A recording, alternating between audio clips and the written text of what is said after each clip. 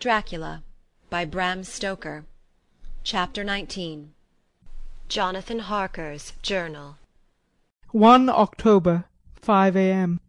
I went with the party to the search with an easy mind, for I think I never saw Mina so absolutely strong and well. I am so glad that she consented to hold back and let us men do the work. Somehow it was a dread to me that she was in this fearful business at all. But now that her work is done, and it is due to her energy and brains and foresight that the whole story is put together in such a way that every point tells, she may well feel that her part is finished, and that she can henceforth leave the rest to us. We were, I think, all a little upset by the scene with Mr. Renfield. When we came away from his room, we were silent till we got back to the study. Then Mr. Morris said to Dr. Seward, "Say, Jack, if that man wasn't attempting a bluff, he's about the sanest lunatic I ever saw. I'm not sure, but I believe that he had some serious purpose, and if he had, it was pretty rough on him not to get a chance." Lord Godalming and I were silent, but Dr. Van Helsing added, "Friend John, you know more lunatics than I do, and I'm glad of it, for I fear that if it had been me to decide, I would, before that last hysterical outburst, have given him free. But we live and learn, and in our present task we must take no chance, as my friend Quincey would say. All is best as they are." Dr. Seward seemed to answer them both in a dreamy kind of way. "I don't know but that I agree with you. If that man had been an ordinary lunatic, I would have taken my chance of trusting him, but he seems so mixed up with the Count in an indexy sort of way that I'm afraid of doing anything wrong by helping his fads. I can't forget how he prayed with almost equal fervour for a cat, and then tried to tear my throat out with his teeth. Besides, he called the Count Lord and Master, and he may want to get out to help him in some diabolical way. That horrid thing has the wolves and the rats and his own kind to help him, so I suppose he isn't above trying to use a respectable lunatic. He certainly did seem earnest, though. I only hope we have done what is best. These things in conjunction with the wild work we have in hand help to unnerve a man." The Professor stepped over, and laying his hand on his shoulder, said in a grave, kindly way, "Friend John, have no fear. We are trying to do our duty in a very sad and terrible case. We can only do as we deem best. What else have we to hope for, except the pity of the good God?" Lord Godalming had slipped away for a few minutes, but now he returned. He held up a little silver whistle as he remarked, "That old place may be full of rats, and if so, I've got an antidote on call."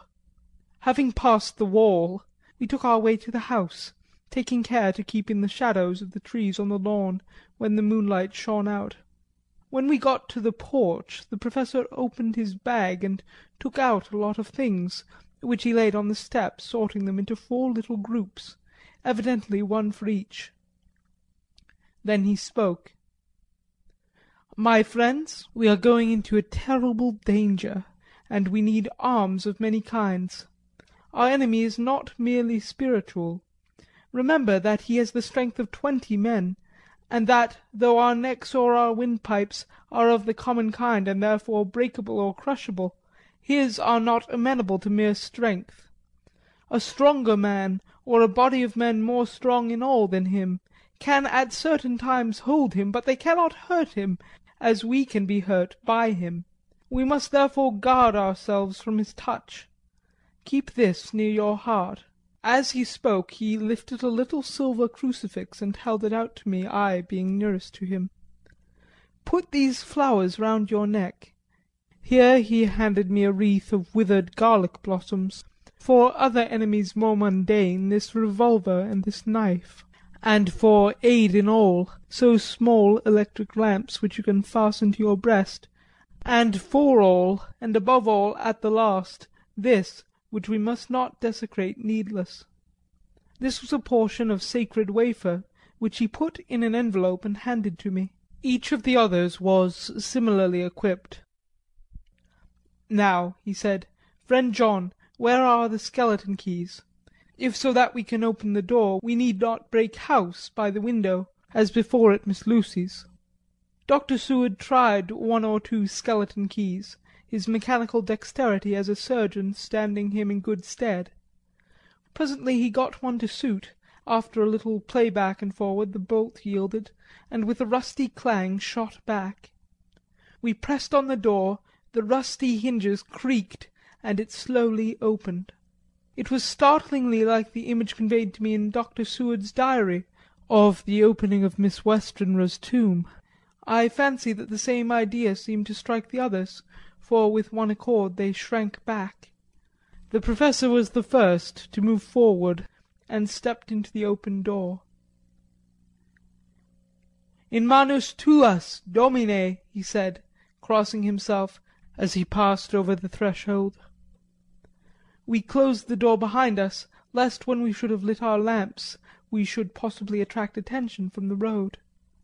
The Professor carefully tried the lock, lest we might not be able to open it from within should we be in a hurry making our exit. Then we all lit our lamps and proceeded on our search. The light from the tiny lamps fell in all sorts of odd forms, as the rays crossed each other or the opacity of our bodies threw great shadows. I could not for my life get away from the feeling that there was someone else amongst us. I suppose it was the recollection, so powerfully brought home to me by the grim surroundings, of that terrible experience in Transylvania. I think the feeling was common to us all, for I noticed that the others kept looking over their shoulders at every sound and every shadow, just as I felt myself doing. The whole place was thick with dust. The floor was seemingly inches deep, except where there were recent footsteps, in which, on holding down my lamp, I could see marks of hobnails where the dust was cracked. The walls were fluffy and heavy with dust, and in the corners were masses of spiders' webs, whereon the dust had gathered, till they looked like old tattered rags as the weight had torn them partly down. On the table in the hall was a great bunch of keys, with a time-yellowed label on each.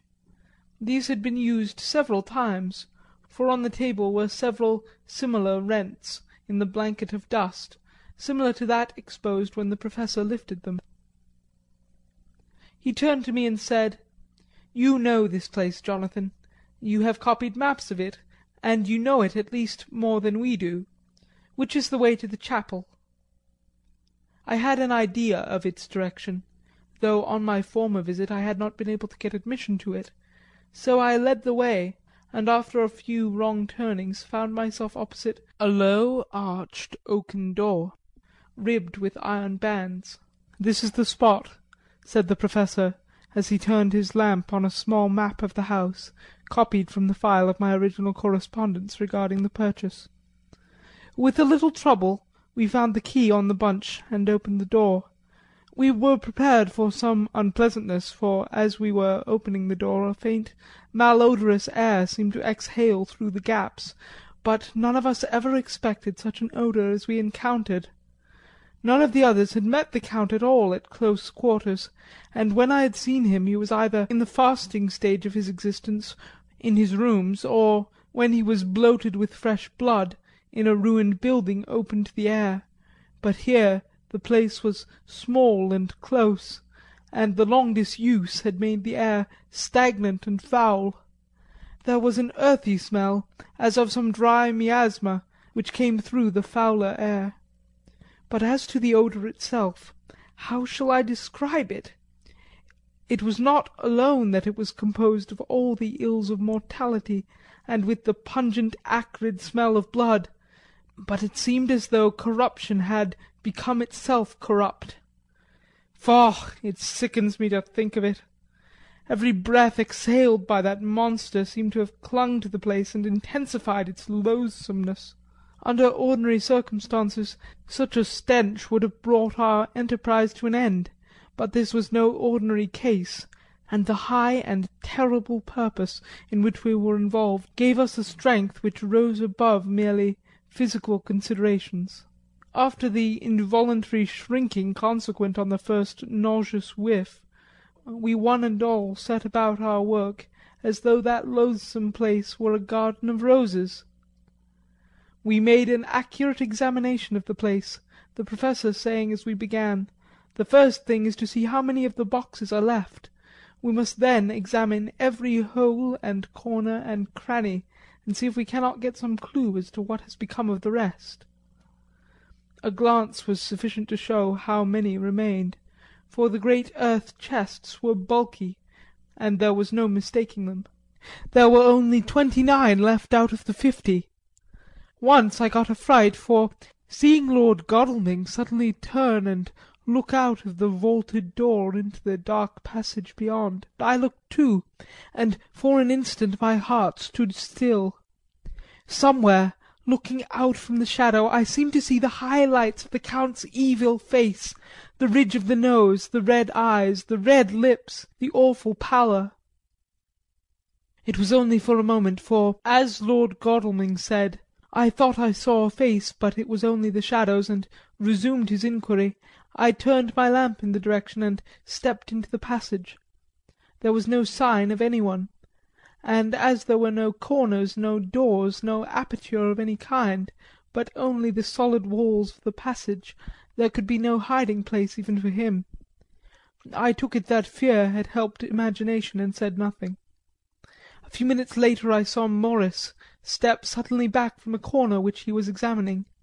We all followed his movements with our eyes, for undoubtedly some nervousness was growing on us, and we saw a whole mass of phosphorescence which twinkled like stars. We all instinctively drew back. The whole place was becoming alive with rats. For a moment or two we all stood appalled, all save Lord Godalming, who was seemingly prepared for such an emergency. Rushing over to the great iron-bound oaken door which Dr. Seward had described from the outside, and which I had seen myself, he turned the key in the lock, drew the huge bolts, and swung the door open. Then, taking his little silver whistle from his pocket, he blew a low, shrill call. It was answered from behind Dr. Seward's house by the yelping of dogs, and after about a minute 3 terriers came dashing round the corner of the house. Unconsciously we had all moved towards the door, and as we moved I noticed that the dust had been much disturbed. The boxes which had been taken out had been brought this way, but even in the minute that had elapsed the number of the rats had vastly increased. They seemed to swarm over the place all at once, till the lamplight shining on their moving dark bodies and glittering baleful eyes made the place look like a bank of earth set with fireflies. The dogs dashed on, but at the threshold suddenly stopped and snarled, and then, simultaneously lifting their noses, began to howl in a most lugubrious fashion. The rats were multiplying in thousands, and we moved out. Lord Godalming lifted one of the dogs, and carrying him in, placed him on the floor. The instant his feet touched the ground he seemed to recover his courage, and rushed at his natural enemies. They fled before him so fast that, before he had shaken the life out of a score, the other dogs, who had by now been lifted in the same manner, had but small prey ere the whole mass had vanished. With their going it seemed as if some evil presence had departed, for the dogs frisked about and barked merrily as they made sudden darts at their prostrate foes, and turned them over and tossed them in the air with vicious shakes. We all seemed to find our spirits rise. Whether it was the purifying of the deadly atmosphere by the opening of the chapel door, or the relief which we experienced by finding ourselves in the open, I know not, but most certainly the shadow of dread seemed to slip from us like a robe, and the occasion of our coming lost something of its grim significance, though we did not slacken a whit in our resolution. We closed the outer door and barred and locked it, and, bringing the dogs with us, began our search of the house. We found nothing throughout, except dust in extraordinary proportions, and all untouched, save for my own footsteps, when I had made my first visit. Never once did the dogs exhibit any symptom of uneasiness, and even when we returned to the chapel they frisked about as though they had been rabbit hunting in a summer wood. The morning was quickening in the east when we emerged from the front. Dr. Van Helsing had taken the key of the hall door from the bunch and locked the door in orthodox fashion, putting the key into his pocket when he had done. "So far," he said, "our night has been eminently successful. No harm has come to us, such as I feared might be, and yet we have ascertained how many boxes are missing. More than all do I rejoice that this, our first and perhaps our most difficult and dangerous step has been accomplished without the bringing thereinto our most sweet Madam Mina, or troubling her waking or sleeping thoughts with sights and sounds and smells of horror which she might never forget. One lesson too we have learned, if it be allowable to argue a particulari, that the brute beasts which are to the Count's command are yet themselves not amenable to his spiritual power. For look, these rats that would come to his call, just as from his castle top he summoned the wolves to your going and to that poor mother's cry, though they come to him they run pell-mell from the so little dogs of my friend Arthur. We have other matters before us, other dangers, other fears, and that monster, he has not used his power over the brute world for the only or the last time to-night. So be it that he has gone elsewhere. Good. It has given us opportunity to cry check in some ways in this chess game which we play for the sake of human souls. And now let us go home. The dawn is close at hand, and we have reason to be content with our first night's work.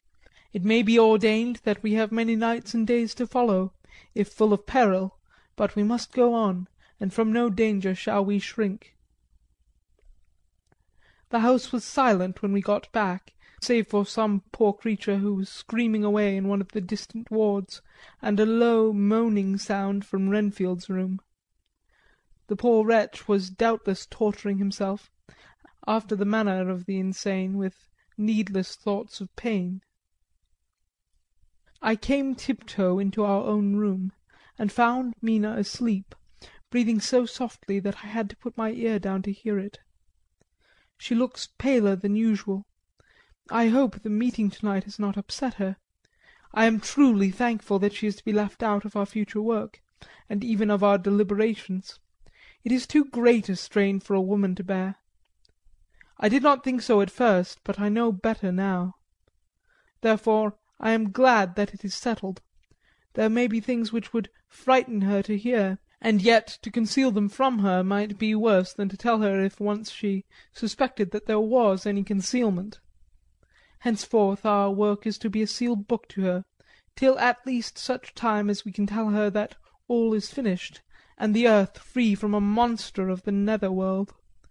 I dare say it will be difficult to keep silence after such confidence as ours, but I must be resolute, and tomorrow I shall keep dark over tonight's doings, and shall refuse to speak of anything that has happened. I rest on the sofa, so as not to disturb her.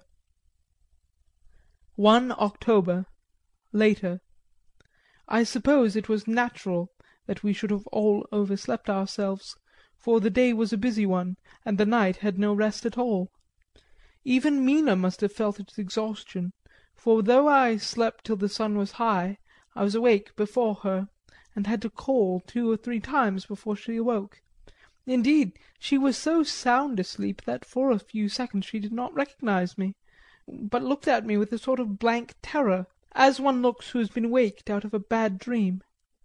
She complained a little of being tired, and I let her rest till later in the day. We now know of 21 boxes having been removed, and if it be that several were taken to any of these removals, we may be able to trace them all. Such will, of course, immensely simplify our labour, and the sooner the matter is attended to the better. I shall look up Thomas Snelling to-day. Dr. Seward's Diary. 1 October. It was towards noon when I was awakened by the Professor walking into my room. He was more jolly and cheerful than usual, and it is quite evident that last night's work has helped to take some of the brooding weight off his mind. After going over the adventure of the night, he suddenly said, "Your patient interests me much.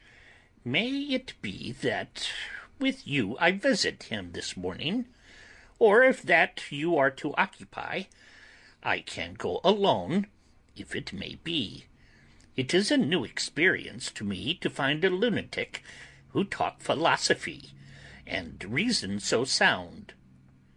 I had some work to do which pressed, so I told him that if he would go alone I would be glad, as then I should not have to keep him waiting, so I called an attendant and gave him the necessary instructions.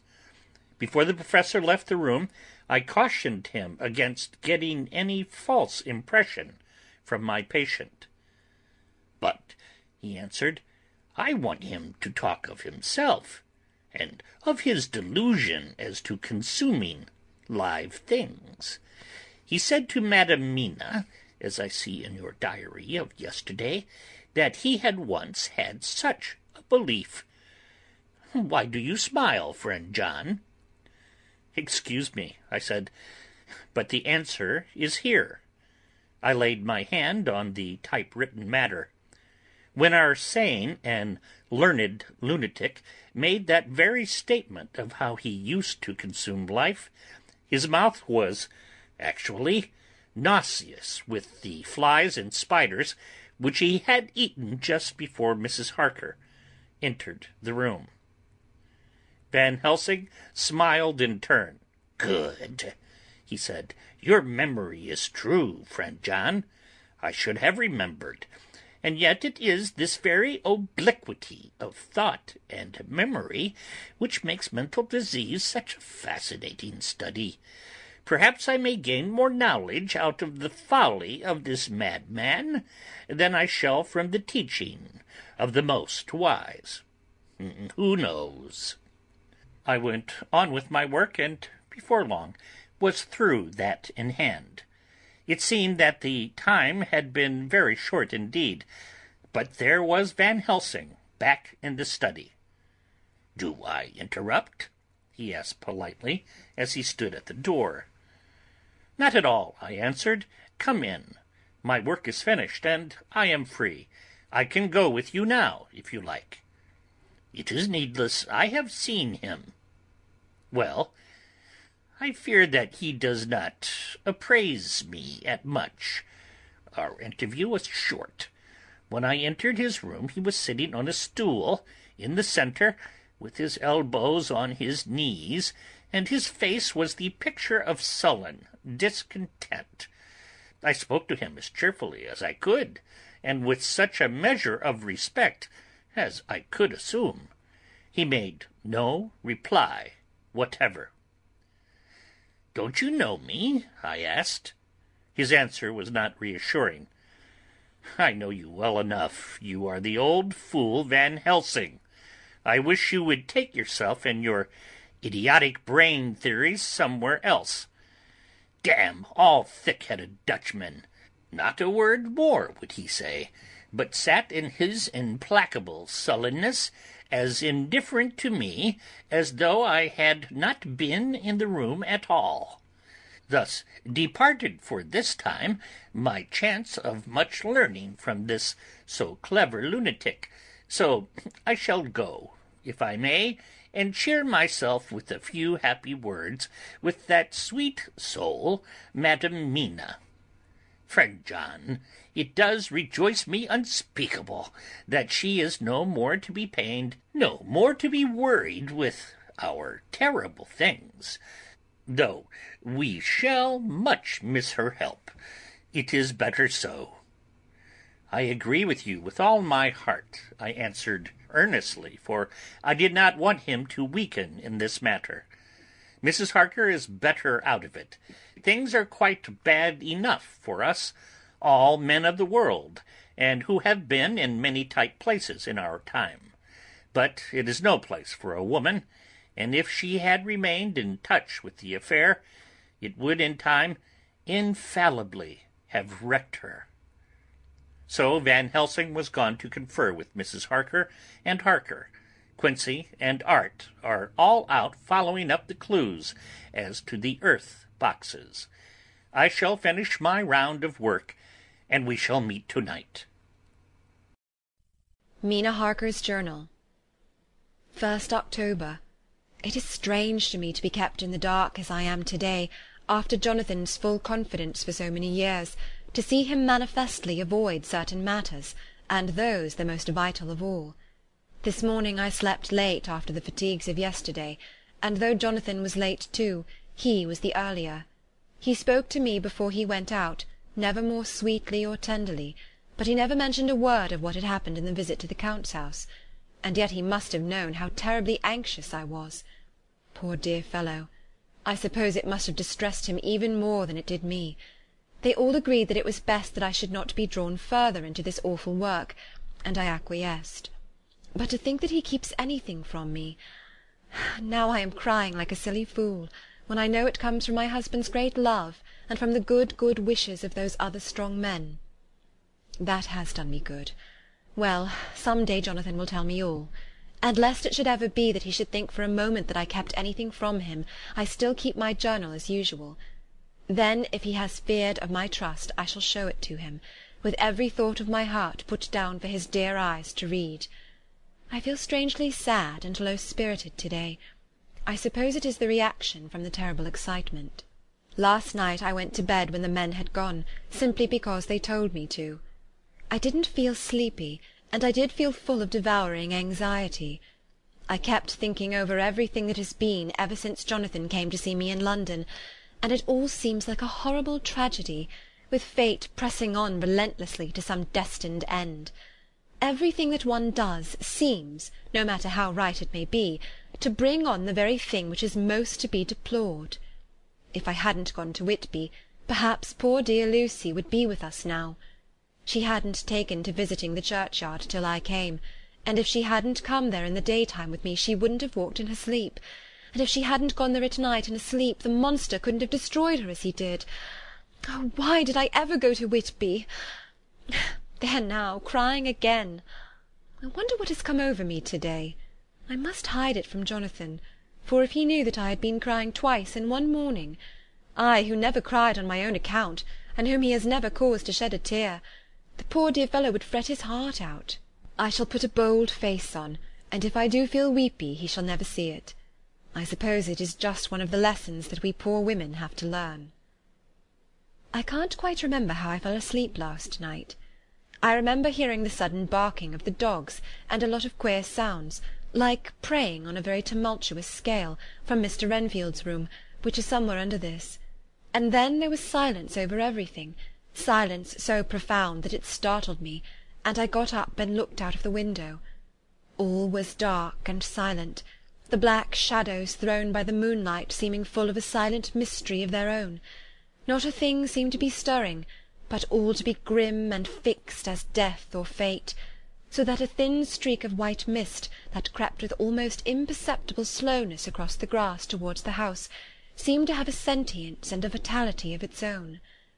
I think that the digression of my thoughts must have done me good, for when I got back to bed I found a lethargy creeping over me. I lay a while, but could not quite sleep, so I got out and looked out of the window again. The mist was spreading, and was now close up to the house, so that I could see it lying thick against the wall, as though it was stealing up to the windows. The poor man was more loud than ever, and though I could not distinguish a word he said, I could in some way recognise in his tone some passionate entreaty on his part. Then there was the sound of a struggle, and I knew that the attendants were dealing with him. I was so frightened that I crept into bed, and pulled the clothes over my head, putting my fingers in my ears. I was not then a bit sleepy, at least so I thought, but I must have fallen asleep, for except dreams I do not remember anything until the morning when Jonathan woke me. I think that it took me an effort and a little time to realize where I was, and that it was Jonathan who was bending over me. My dream was very peculiar, and was almost typical of the way that waking thoughts become merged in or continued in dreams. I thought that I was asleep, and waiting for Jonathan to come back. I was very anxious about him, and I was powerless to act, my feet and my hands and my brain were weighted, so that nothing could proceed at the usual pace. And so I slept uneasily and thought. Then it began to dawn upon me that the air was heavy and dark and cold. I put back the clothes from my face, and found to my surprise that it was dim all around. The gas-light which I had left lit for Jonathan, but turned down, came only like a tiny red spark through the fog, which had evidently grown thicker and poured into the room. Then it occurred to me that I had shut the window before I had come to bed. I would have got out to make certain on the point, but some leaden lethargy seemed to chain my limbs and even my will. I lay still and endured, that was all. I closed my eyes, but could see still through my eyelids. It is wonderful what tricks our dreams play us, and how conveniently we can imagine. The mist grew thicker and thicker, and I could see now how it came in, for I could see it like smoke, or with the white energy of boiling water pouring in, not through the window, but through the joinings of the door. It got thicker and thicker, till it seemed as if it became concentrated into a sort of pillar of cloud in the room, through the top of which I could see the light of the gas shining like a red eye. Things began to whirl through my brain just as the cloudy column was now whirling in the room, and through it all came the scriptural words, "A pillar of cloud by day and of fire by night." Was it indeed such spiritual guidance that was coming to me in my sleep? But the pillar was composed of both the day and the night guiding, for the fire was in the red eye, which at the thought got a new fascination for me, till as I looked, the fire divided, and seemed to shine on me through the fog like two red eyes, such as Lucy told me of in her momentary mental wandering, when on the cliff the dying sunlight struck the windows of St. Mary's Church. Suddenly the horror burst upon me that it was thus that Jonathan had seen those awful women growing into reality through the whirling mist in the moonlight, and in my dream I must have fainted, for all became black darkness. The last conscious effort which imagination made was to show me a livid white face bending over me out of the mist. I must be careful of such dreams, for they would unseat one's reason if there were too much of them. I would get Dr. Van Helsing or Dr. Seward to prescribe something for me which would make me sleep, only that I fear to alarm them. Such a dream at the present time would become woven into their fears for me. To-night I shall strive hard to sleep naturally. If I do not, I shall to-morrow night get them to give me a dose of chloral, that cannot hurt me for once, and it will give me a good night's sleep. Last night tired me more than if I had not slept at all. 2nd October, 10 p.m. Last night I slept but did not dream. I must have slept soundly, for I was not waked by Jonathan coming to bed, but the sleep has not refreshed me, for to-day I feel terribly weak and spiritless. I spent all yesterday trying to read, or lying down dozing. In the afternoon Mr. Renfield asked if he might see me. Poor man, he was very gentle, and when I came away he kissed my hand and bade God bless me. Some way it affected me much. I am crying when I think of him. This is a new weakness of which I must be careful. Jonathan would be miserable if he knew I had been crying. He and the others were out till dinner-time, and they all came in tired. I did what I could to brighten them up, and I suppose that the effort did me good, for I forgot how tired I was. After dinner they sent me to bed, and all went off to smoke together, as they said, but I knew that they wanted to tell each other of what had occurred to each during the day. I could see from Jonathan's manner that he had something important to communicate. I was not so sleepy as I should have been, so before they went I asked Dr. Seward to give me a little opiate of some kind, as I had not slept well the night before. He very kindly made me up a sleeping draught, which he gave to me, telling me that it would do me no harm, as it was very mild. I have taken it, and am waiting for sleep, which still keeps aloof. I hope I have not done wrong, for as sleep begins to flirt with me, a new fear comes, that I may have been foolish in thus depriving myself of the power of waking. I might want it. Here comes sleep. Good night. End of chapter 19.